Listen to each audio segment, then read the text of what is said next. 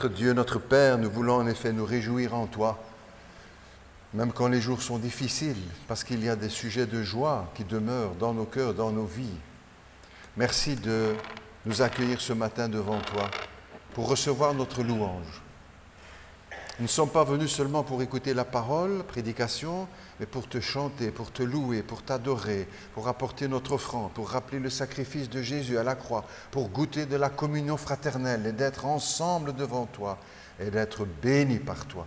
Mais aussi pour te bénir, dire du bien du Dieu qui nous a rachetés, qui a créé le monde et l'univers et tout ce qui s'y trouve, et puis qui nous a donné à chacun la vie et la vie éternelle. Seigneur, ce matin encore, nous te louons et nous t'adorons. Reçois notre louange. Bénis aussi ta parole et ceux qui la suivront ici dans cette salle et puis là où cette parole sera portée par Internet, par Média Évangile et puis par Facebook. Seigneur, nous voulons qu'il y ait aussi sur ce site de bonnes choses. Je te demande aussi ton aide pour partager cette parole avec ta grâce, avec ton amour, avec sagesse, intelligence, avec humilité, avec l'Esprit de Dieu, sans ajouter, sans retrancher, sans tordre le sens de la sainte parole de Dieu. Merci de nous bénir au travers de ta parole. Nous te le demandons en Jésus. Amen.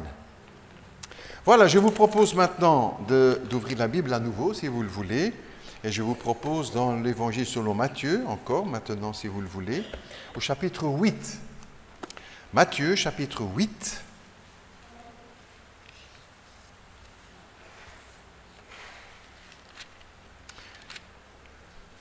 Matthieu, chapitre 8, et nous lirons à partir du verset 5. Matthieu 8, et à partir du verset 5. Matthieu 8, 5. Comme Jésus entrait dans Capernaum, une des villes d'Israël, un centurion romain l'aborda, le priant et disant « Seigneur, mon serviteur est couché à la maison, atteint de paralysie et souffrant beaucoup. » Et Jésus lui dit « J'irai et je le guérirai. » Le centurion répondit, « Seigneur, je ne suis pas digne que tu entres sous mon toit, mais,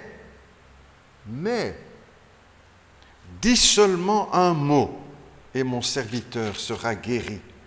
Car moi, je suis soumis à des supérieurs, et j'ai des soldats sous mes ordres, et je dis à l'un va, et il va, et à l'autre viens, et il vient. Et à mon serviteur fais cela, et il le fait. »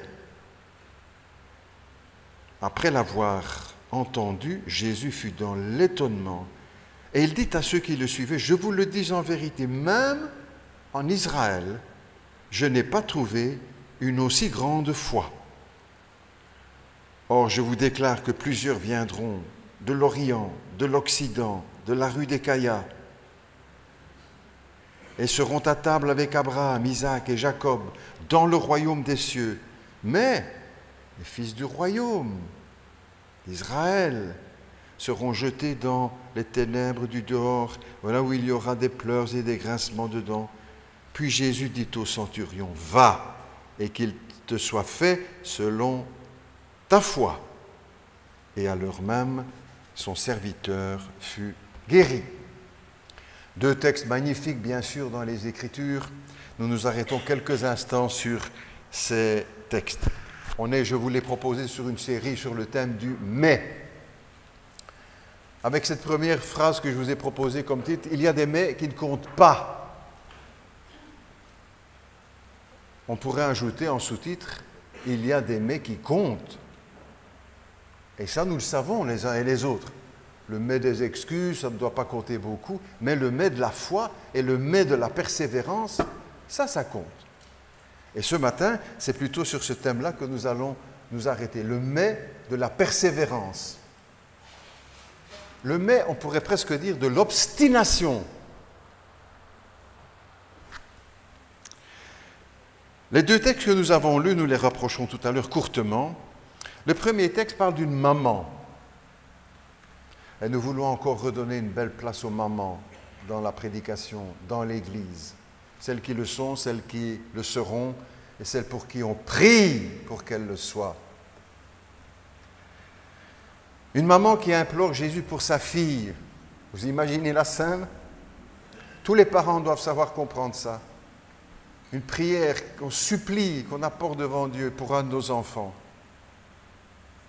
C'est ce qu'elle fait. Elle vient supplier le Seigneur. Petite remarque déjà dans le développement de notre réflexion. Dans le judaïsme, à l'époque du Christ, les femmes étaient tenues à l'écart.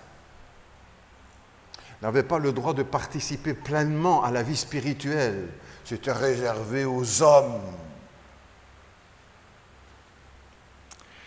Elles étaient tenues à l'écart, elles avaient un rôle insignifiant, peut-être virgule zéro, dans la foi et dans la vie religieuse en Israël. Aujourd'hui, peut-être encore un peu la même chose, tout juif pieux doit faire chaque matin cette prière. Ô Dieu, je te remercie que tu m'as fait homme et non pas femme. Ça donne une drôle d'impression, n'est-ce pas?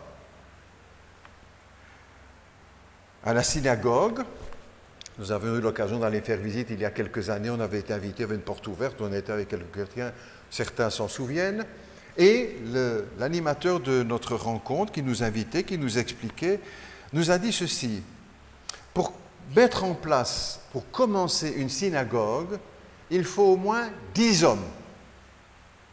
S'il n'y a pas 10 hommes, on ne peut pas commencer. Comme si on disait pour commencer une église, il faut 10 hommes, sinon on ne peut pas commencer. 10 hommes pour commencer. Même s'il y a 1000 femmes, mais qu'il y a 9 hommes, on n'ouvre pas.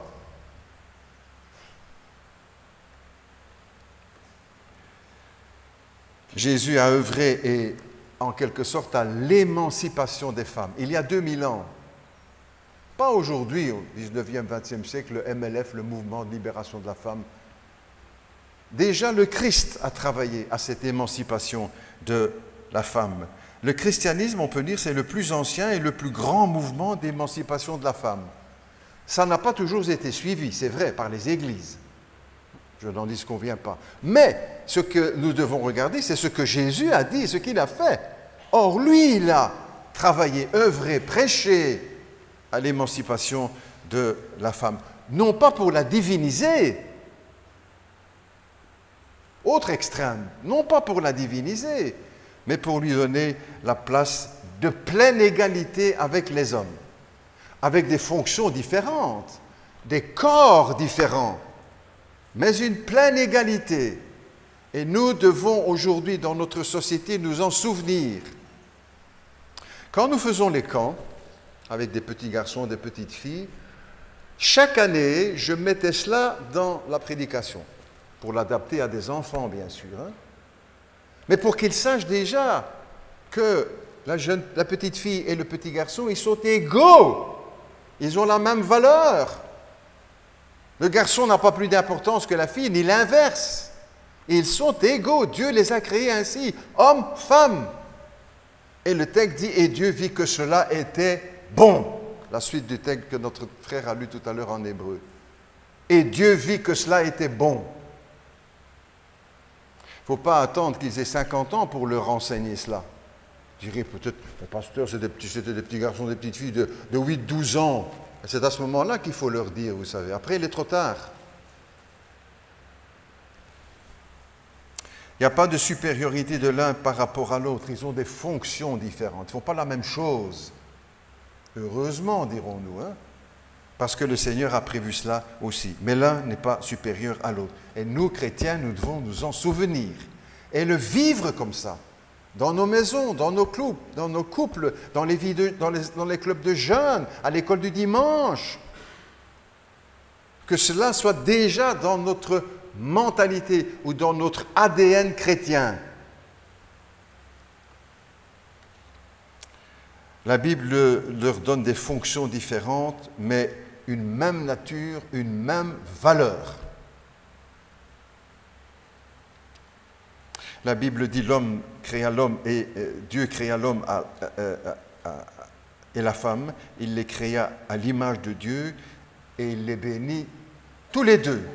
Et Dieu vit que cela était très bon. Ce n'est pas parce que les garçons marquent des goals au football qu'ils sont plus importants que les filles, n'est-ce pas?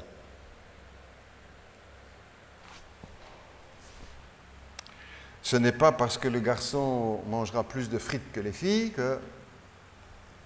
ou que les hommes savent boire un casier de bière. Pas pour ça qu'ils sont plus importants. Chacun de nous, frères et frères, ne l'oublions pas, et qu'elles ont droit au respect. La Bible dit qu'elles sont des vases plus faibles. Ah, certains disent, ah, vous voyez, la Bible dit que ce sont des vases plus faibles. Oui, écoute bien. À la maison, peut-être chez vous aussi, vous avez beaucoup de vases que vous avez achetés, etc.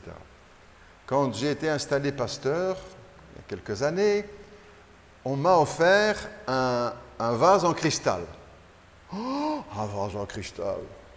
Magnifique, je l'ai encore.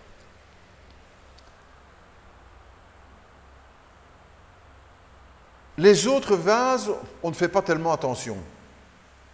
Parce qu'on peut les casser, c'est pas trop grave. Mais le vase en cristal, on fait quand même un peu plus attention. Parce qu'il est fragile. Et c'est ça le sens que la Bible donne quand elle dit que la femme est plus faible, plus fragile. Il faut y faire attention. Il faut y faire attention. C'est une femme qui vient auprès de Jésus. Ce n'est pas une juive, elle ne fait pas partie du peuple d'Israël.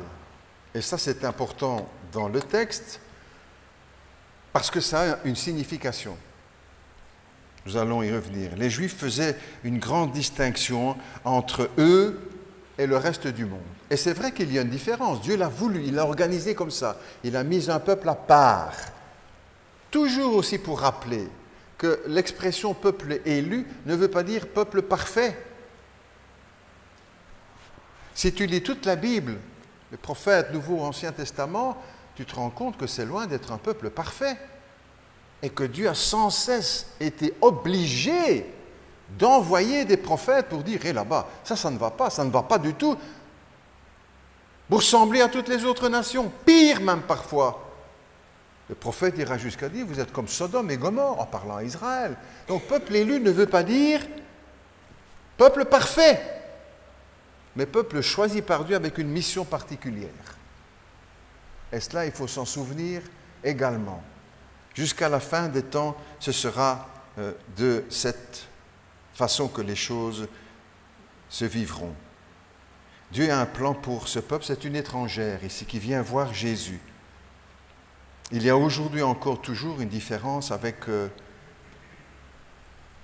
les autres nations. Et c'est parce qu'il fait partie du plan de Dieu qu'il est toujours confronté à la haine des nations. À la haine des nations. Le plus grand exemple de tout cela, c'est vécu en Europe, n'est-ce pas? Notre belle grande Europe, éduquée, sage, intelligente, avec ce qui s'est passé en Allemagne, avec l'extermination de 6 millions de Juifs, femmes, enfants. Ce n'est pas une Juive qui vient près de Jésus, c'est une étrangère, et Jésus va l'accueillir. On doit accueillir toutes les nations. Peut-être pas de n'importe quelle manière, il y a des règles à respecter, mais Jésus a accueilli toutes ces personnes de différentes nations. Elle vient auprès de Jésus, elle vient l'implorer, parce qu'elle est en souffrance. Peut-être qu'on peut dire aussi que souvent, les femmes souffrent beaucoup plus que les hommes. Si tu regardes toute l'histoire de l'humanité, c'est toujours les femmes qui ont souffert le plus. Tu repenses un peu, tu lis, tu réfléchis là-dessus après, c'est toujours les femmes qui ont souffert le plus.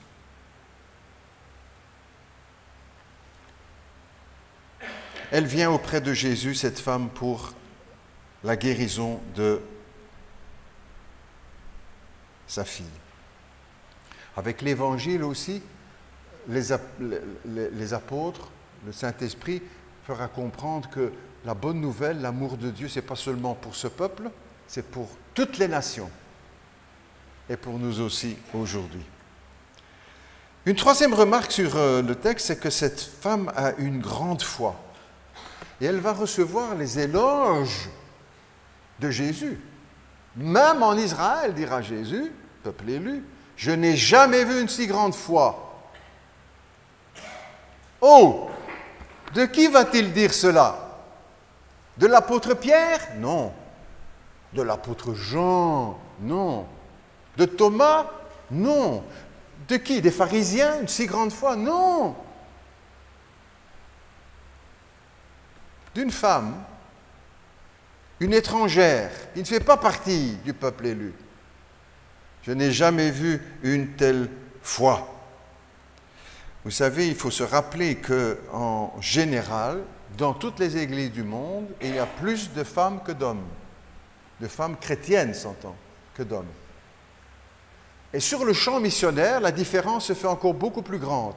Il y a encore beaucoup plus de femmes que d'hommes. Des femmes de foi qui ont choisi de servir Dieu et de consacrer leur vie au Seigneur.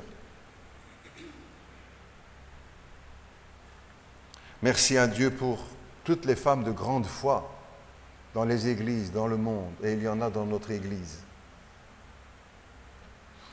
qui ont donné au Seigneur une place d'honneur et qui sont des modèles dans leur famille, auprès de leurs enfants, auprès de leurs maris. Vous savez, la plus grande foi dans l'Église ne se trouve pas nécessairement chez le pasteur, ou chez les anciens, ou les moniteurs d'école du dimanche. Peut-être chez une des femmes qui est parmi nous, ou plusieurs, qui sont des femmes de grande foi. C'est ce que Jésus dira à cette femme. Ta foi est grande, je n'ai jamais vu ça. Quand Jésus dit ces choses, et souvent, elles sont discrètes et précieuses dans les églises. Cette femme vient auprès de Jésus, elle est étranglée par la souffrance, par la peine, par le chagrin, par le désespoir peut-être. Elle vient auprès du Christ parce que sa fille souffre. Vous savez, on sait tous ça, les parents, on dirait, je préférerais que ce soit moi qui souffre plutôt que mon enfant. Parce qu'ils sont notre chair, notre amour, comme cette femme. C'est sa fille qui souffre et probablement qu'elle préférait souffrir à la place de sa fille. Elle vient implorer le Seigneur. Quand je lis le texte, moi je me suis posé une question. J'en pose d'autres, je pose tout le temps, vous savez, des questions. Le danger, ce n'est pas de se poser des questions, mais de ne pas avancer quand il n'y a pas de réponse. Il ne faut pas s'arrêter. Ici, je me pose des questions, je dis, tiens, c'est une femme qui vient, c'est une maman. Je dis, mais pourquoi est-ce que ce n'est pas le papa qui est venu? Pourquoi est-ce que ce n'est pas le père? Je me dis, mais si quelque chose se passe semblable chez moi, c'est moi qui vais trouver le Seigneur. C'est une femme qui vient. Et tu te dis, mais le mari, il est où? Le père, il est où? Tu te souviens de la chanson de Stromae, où t'es papa? Et où est-ce qu'il est, le père de cet enfant? Pourquoi ne sont-ils pas venus tous les deux? Puisqu'en principe, il y a deux parents. Non, c'est la maman qui vient auprès du Seigneur Jésus. Mais Marie ne vient pas, peut-être qu'il est trop occupé, comme tous les hommes. Hein. On a tellement à faire, nous. Ou peut-être qu'il travaille. Ou peut-être qu'il est au café avec ses copains. Ou peut-être qu'il joue aux cartes pour essayer de gagner un peu d'argent. Ou peut-être que lui, il n'y croit pas à toutes ces bondieuseries. Aller vers Jésus, vers les curés, vers les pasteurs, tout ça, qu'est-ce que c'est de ça? Peut-être qu'il n'y croit pas et qu'il ne trouve pas la peine de venir demander au Seigneur pour sa fille la guérison. Tout ça, c'est bon pour les femmes, pense-t-il peut-être, pour les faibles. Il a cru sans doute qu'il y avait des choses plus importantes à faire pour sa fille ou à ne pas faire. Il veut jouer les Tarzans peut-être.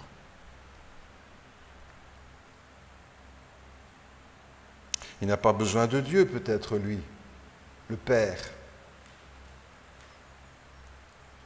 Il n'a pas besoin d'aller à l'église, parce que là-bas, on se fait laver le cerveau. Pas besoin de lire la Bible, pas besoin de prier, pas besoin de venir se mettre à genoux devant Jésus. Qu'est-ce que c'est de ça? Pour les femmes, tout ça. En fait, il n'est pas là. On peut trouver 1000 raisons, vous en trouverez peut-être d'autres. Bien des hommes ont grand tort de ne pas venir à Jésus-Christ.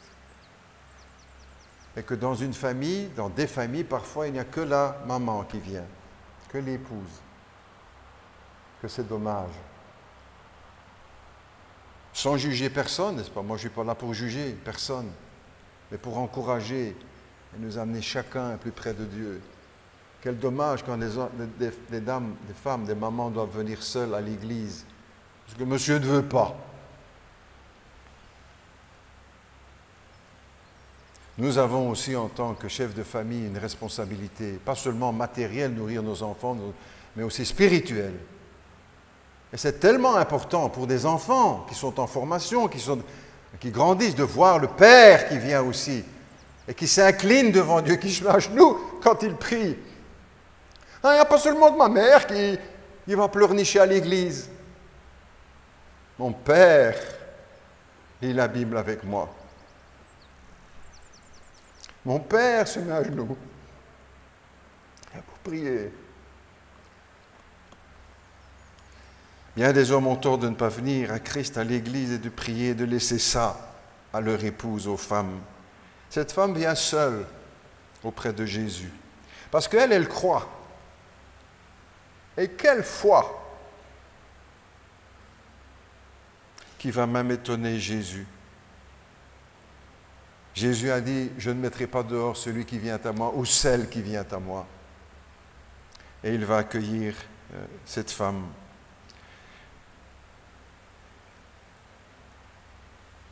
Pourtant, il va la refouler 2 fois, en lui disant des choses qui nous étonnent aussi. Pourquoi tout ça? Parce qu'il est venu avec un plan, et dans ce plan, il y a des directives qu'il va suivre. Mais, cette femme qui est venue ne va pas lâcher. Chaque fois, elle va trouver une réponse à l'objection du Christ. Objection entre guillemets. Chaque fois, elle ne baisse pas les bras. Elle va aller jusqu'au bout pour le combat. Oui, Seigneur, c'est vrai, mais les petits chiens en dessous de la table mangent les miettes. Quelle persévérance, quel courage, quelle force de foi. On ne s'arrête pas au premier coup, ça ne va plus, on retourne chez soi, il n'y a plus rien qui va. Ah, la persévérance de cette femme, oui Seigneur, mais les petits chiens mangent les miettes qui tombent de la table de leur maître. C'est le mets des combattants, c'est le mets des soldats. C'est le mets de la foi, c'est le mets du courage, c'est le mets de la persévérance, de ceux qui s'accrochent. Si vous pensez à ce texte, moi j'ai pensé, en lisant ce passage, j'ai pensé à Jacob dans l'Ancien Testament. Jacob, quand il revient après avoir fait beaucoup de bêtises, il revient, il veut rencontrer son frère, il veut la paix. Et avant de rencontrer son frère, qui vient pour le tuer d'ailleurs, tellement il est en colère parce qu'il lui a volé son droit d'aînesse. Avant cela, la nuit, Jacob va prier et il va se battre avec l'ange de l'Éternel. Vous connaissez ces passages sans doute magnifiques. En Genèse 32, vous pouvez lire à la maison. Et pendant toute la nuit, ils vont se battre. Et la Bible nous dit que l'ange, voyant qu'il ne pouvait le vaincre, va lui casser la hanche. Mais ce qui retient notre attention, c'est que la parole de Jacob dira « Je ne te laisserai pas partir jusqu'à ce que tu m'aies béni. » Quelle persévérance! Il peut dire, ça va, j'ai bagarré, je suis cassé maintenant, il va être cassé tout le restant de sa vie, j'ai assez fait, je ne vais pas y arriver. je ne te laisserai pas partir jusqu'à ce que tu m'aies béni. Si nous pouvions avoir, je ne pense à moi, cette même entêtement, persévérance pour vouloir la bénédiction de Dieu. Ah non, je ne lâcherai pas, hein, Jésus, jusqu'à ce que tu m'aies béni. Et il va être béni avant que l'ange ne le quitte. Et ton nom sera changé. Tu ne t'appelleras plus Jacob, mais tu t'appelleras Israël. Cette femme va vivre, ou en tout cas exprimer le même entêtement, la même persévérance. Et Jésus, en quelque sorte, devant son entêtement, va céder. Eh bien, puisque tu demandes, la guérison, je vais te donner la guérison pour te fille. Tu peux rentrer, elle est guérie. À l'heure même, l'enfant fut guéri. Que Dieu nous donne aux uns et aux autres, hommes, femmes, jeunes gens, jeunes filles, une foi solide comme cette femme, qui ne va pas se laisser démonter aux premières difficultés de la vie ou de la vie chrétienne avec Jésus, mais qui va s'accrocher pour aller jusqu'au bout. Il y a parmi nous des familles qui ont vécu des épreuves terribles. Entre autres, perdre un enfant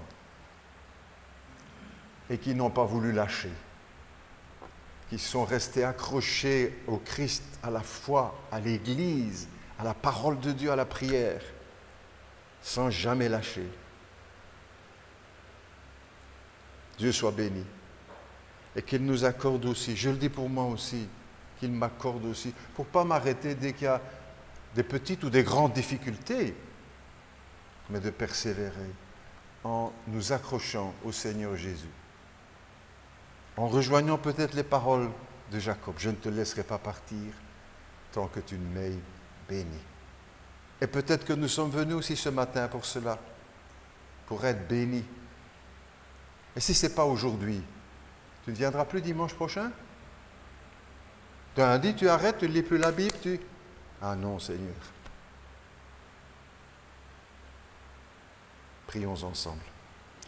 Notre Dieu, notre Père, nous sommes devant toi, devant ta parole, devant le Christ, devant la vérité. Merci de nous apprendre, de nous aider à découvrir, de nous aider à servir, de nous aider à croire.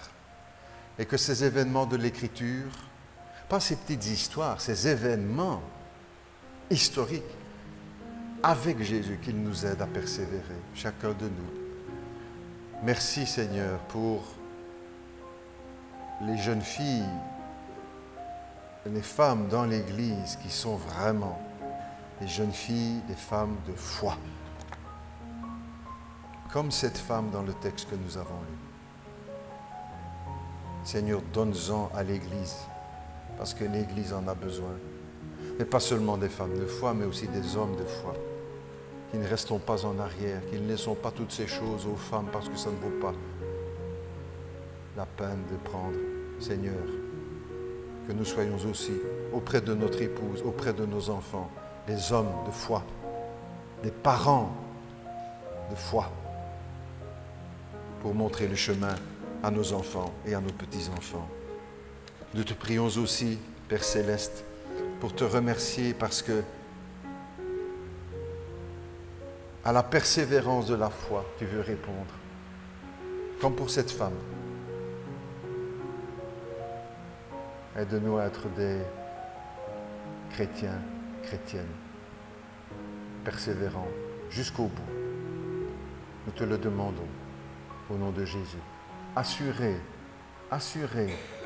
que tu nous accueilleras, que tu nous exauceras comme tu l'as fait pour cette femme.